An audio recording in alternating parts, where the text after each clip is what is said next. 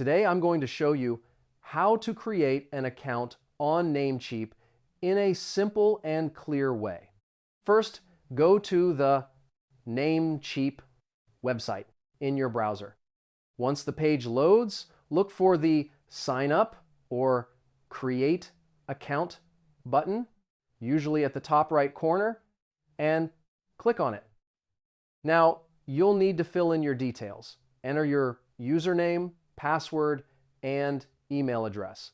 Make sure your password is strong, using a mix of letters, numbers, and symbols. After that, Namecheap will ask for some basic contact information like your name and address. This is important, especially if you plan to buy a domain. Next, complete the verification step. You may need to confirm your email address by clicking a link sent to your inbox. Once everything is confirmed, your account will be created and you'll be taken to your dashboard. From there, you can start buying domains, setting up hosting, or creating professional emails.